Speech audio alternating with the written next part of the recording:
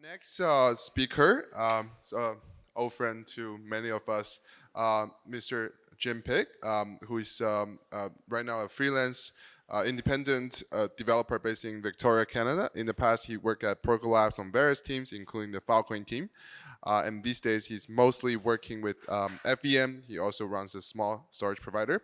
And today, his talk is about synthetic location, where most storage providers on the Filecoin network do not advertise an IP address. And then he's basically introducing a technique that can be used to educatedly guess about the location using on-chain funding history data. Welcome, Jim. Thank you. Okay, I haven't timed this talk, so I hope I can fit it all in. There's lots of pictures. So I'm Jim Pick. As he said, I used to be on the work at Protocol Labs a couple of years ago, but I'm just independent freelancer. So if you need something built, come talk to me. So I'm going to talk about a thing I built this year called synthetic locations. And Filecoin has 4,000 providers, or these are minor IDs, so it depends on how you describe it. Like an operator might have 50 miners. I actually run a miner or provider. I don't know. I'm one of them. So, and it's been going up, but we wanted to know where they are, like physically, like where on the globe if you were to put them on a map. And here's where they are. They're mostly in Asia. So as you can see, it was originally mostly in China. A lot of them have been moving out of China into Singapore, and Singapore, Hong Kong, Korea are huge. North America, you can see that at the bottom there's only about 3 exabytes. Exabyte is huge, by the way, but you know that's where they are. There's a big one in the middle of the country because a lot of the data I have, it just says USA, so it just sort of shows up in the middle. So, in Europe, there's a lot of dots, but not too many of them are really big. So it's only 1.5 exabytes, which is still huge. So I mean, like that's not that bad. And I didn't put like Australia, New Zealand. There's a bit of stuff down there.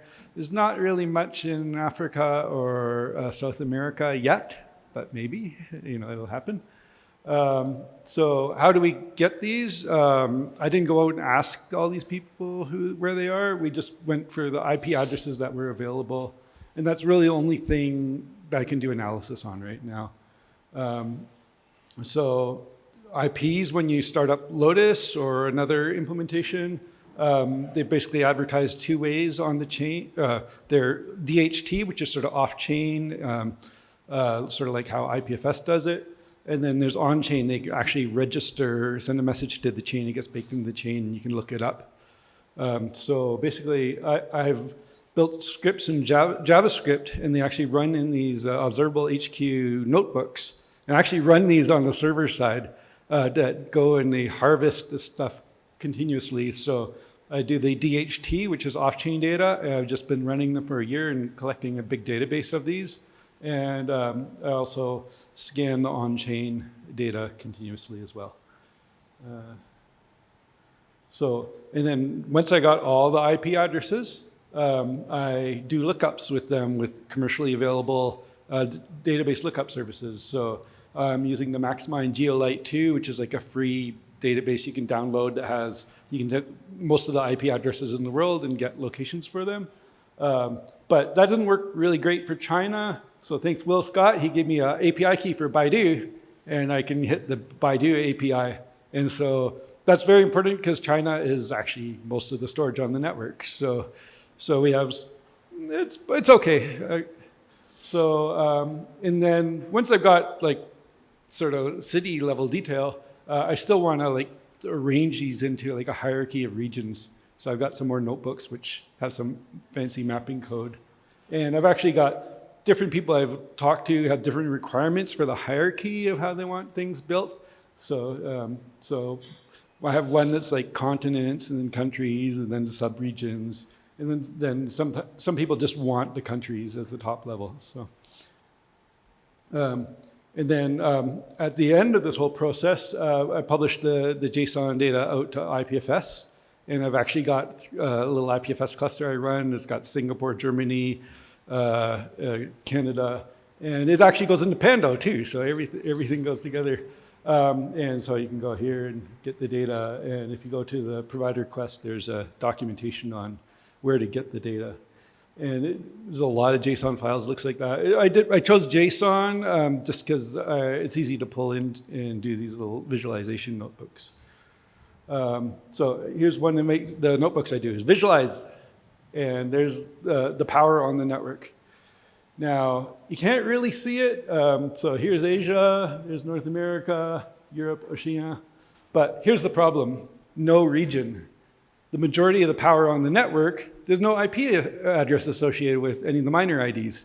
So I started doing this a year ago and I was just like, this is no good. Like, I don't like this. Like, so I could just like hide the no region, but we can do better.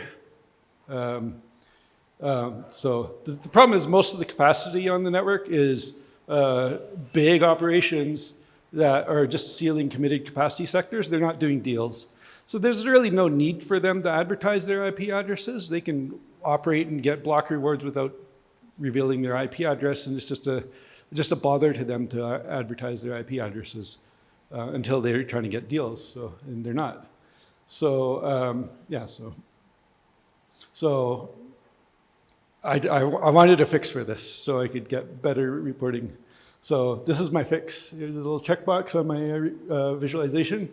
And now there's no regions. What I've done is every miner ID, I've assigned a region to them, even if I don't know what it is. So, but it's not completely blind. So, and I can do other visualizations here. So here's the different regions. Like this top line is mainland China, and then you can see on the left side, there's the observed. So you can't really see it, but on the scale there, there's only 1,000 I have in China at the top of that. But on this side, I have 2,000 because I've gone and I've mapped miner IDs to countries they might be in. So, and the curves look a little bit different when you look at after I've used my synthetic locations.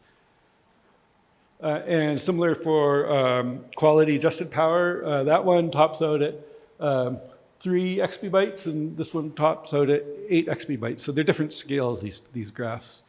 And you see the curves are a little bit different too. So using these synthetic locations is interesting. So I'll go into the algorithm. So how am I doing for time? So the core idea is I don't know the IP addresses for these miner IDs, but there is on-chain data for these miner IDs that I can use instead. So basically the data that is on-chain is the funding data. So every miner ID has an owner address, the funds that was used to create the miner with a message on-chain. And you can also look at every owner address, and you can see that was initially funded from another address, and eventually all the way back to the Genesis block on the network. So let's build a tree. So what I do is I take the Lily data, Sentinel, of previous talk, and I look at every single funding message that was ever on chain, and I just go, hey, can I build a tree out of it? So I look at the very first message that was used to fund any of these addresses, I build a tree out of that, and then I figure out the first message that was used to create a miner ID, and I can build a little hierarchy out of it. So there's some information I can use. So, and I also have the maximum power, raw storage power for each one of these, and I use that in my algorithms. So what I do, this is actually from one of my test cases. So this is the miner ID F021251, and I can see that's the root path. And then underneath, there's 4 different miners that trace their funding heritage to that particular address. And I also have some of these, I know their locations. So I know this one here is in China, Zhejiang. This one's in China, Hong Kong. So there's two out of 4 of the miners there. I know where they are. The other 2, I don't know where they are. So I'm going to synthesize and just match them up. So here's what I matched up. I matched this one up with the Hong Kong one, and this one is also matched to the Hong Kong one. This one, I never matched one to the other one there. And I call these delegates. So this power was already in Hong Kong. I've added these 2 to Hong Kong. And when I look at, so if I look at the first one there, if I trace back in the tree, it's sort of, I have to point at the node, but it goes right to here. So I can see, this one I didn't know where it was, but it has a common heritage, and everyone under this node everyone was in Hong Kong. So I just say that one's in Hong Kong. But this one here, okay, so, and I say down here, it could only be Hong Kong. There's only one candidate it could match against. For this last one here, it had 2 possible candidates because it traces all the way back up to the top of the tree here, so it could match to that one or that one. And so in this case, it's a little bit more complicated. I'm using a consistent hashing algorithm based on the power and the miner ID to pick one of them in a consistent sort of manner. So hopefully, as the network changes over time, they mostly map to the same one. Because as things go on, more of these miners will have an IP address, and then I can get less and less uncertainty in this, and I have to have less and less delegated ones, and I have to make less guesses. So that's how the algorithm works. So it's good for high-level reporting. I have a lot of confidence that if you're looking at continent-level data, it's probably mapping things proportionally, roughly what you want. But it gets, once you start like zooming in, especially for not China, China dominates everything so severely. So here's a case where it's sort of failed. So if I just look at the observed, the ones I know IP addresses for that were in Germany, you can see there's 180 petabytes of raw bytes power, and then it sort of dropped off. But if I use my synthetic ones, it went all the way up. It's almost 10 times. It's like 1,400 petabytes I'm assigning to Germany. But then you can see, oh, there's something wrong. Like look here, like this big spike here. It just crashed one day, and then it returned. It was like, that was really crazy. So when I analyzed it, it was because of my algorithm. The highest power miner on the entire Filecoin network is F0688165, and I have no IP address for it, so it's using the delegated address to pick a country for it. And for some reason, it's chosen Germany. It's put the biggest miner in the world in Germany. And on that one particular day, they faulted on their storage, and they lost a huge amount of storage in one day, and it recovered, but it all got associated with Germany. But the thing is, they're probably not in Germany, they're probably in China. So, so you can use these synthetic things, and it helps you take out that like no region thing in your reporting, but you wouldn't want to really rely on this data. So, if you go to Provider Quest, you can see it's all open source. Most of the stuff's done in JavaScript, and you can see the actual code that it's running to generate this data. And there's feeds there. You also get this data out of Pando. And then you can contact me on Slack. So if anybody's got questions. Thank you. Is there a way of filtering off how much back you look into the graph? Like I only want to do 2 hops, and if I don't have, like, or I'm looking forward in the case of the ones that you already know. But if I only have like 2 hops and then I don't do anything else, I mean, you'll still get like unknown regions. But I wonder if you can like tune it that way? Oh yeah, when in the algorithm. Yeah, it's sort of hard. Like yeah, there's a lot of them that when you do the funding history, I think there's like big clusters of them, and you think like where did people get their Filecoin from? Like there's probably a lot of them are like funding exchanges and things which would have like a common ancestor. So in a lot of those cases, it's just going to have like 100 candidates that are possible, and it's going to pick them at random. And so it does group things proportionally based on power, so it tends to be fairly consistent. Can you limit how far back you can go?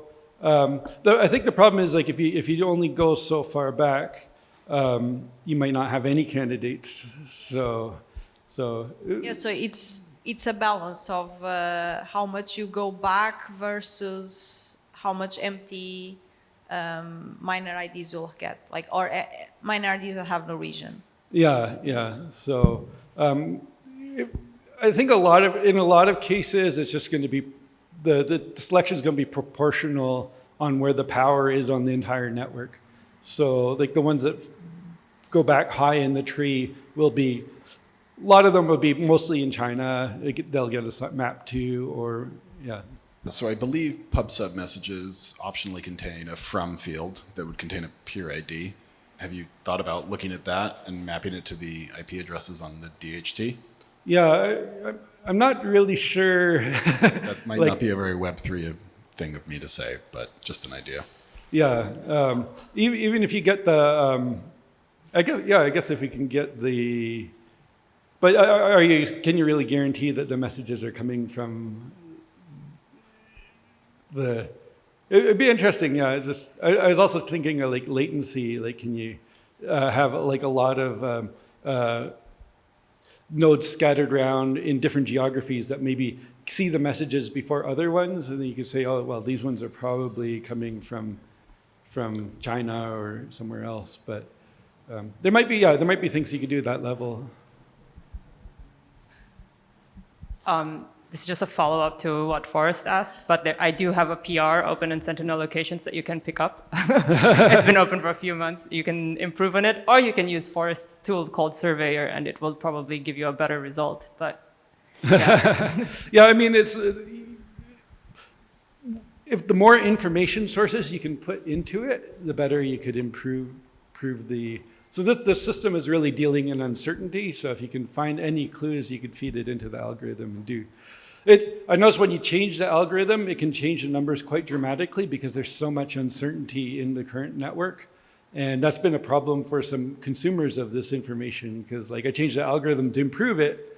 And the number of providers in North America went from 400 to 200. And I just like, well, that's because I improved the algorithm. But then, some people are like, wait a second, we lost half of the providers. It's like, well, that was just because the algorithm, so.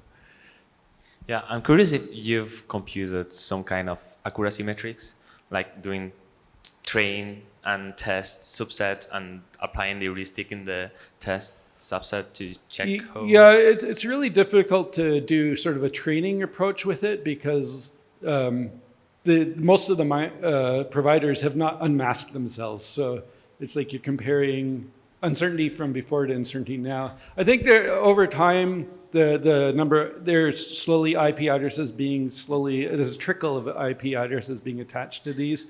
You could do some analysis there, but it would be a big job. So. What I was thinking is like you go and separating like a random subset of those and hiding the IPs and then running serving the locations, then running the algorithm and the heuristic and see what's the percentage of those. Yeah, I've thought about doing that and it would be sort of interesting. Also, one thing I forgot to mention was like these visualizations I'm doing, I'm just using one location for these, but a lot of the providers, they can be in multiple locations, so I account for that, but they can also move over time. So like, the data might have had the miner or the service provider in China a year ago, but they've since moved all their location to Hong Kong. And so if I run the numbers now, we just assign everything to Hong Kong on those graphs. But I've also done a version of it which has like a monthly location for all of them. You can do like a SQL join on it. But it gets to be a lot of data to process, and it's really hard to work with. So. Thank you. Okay.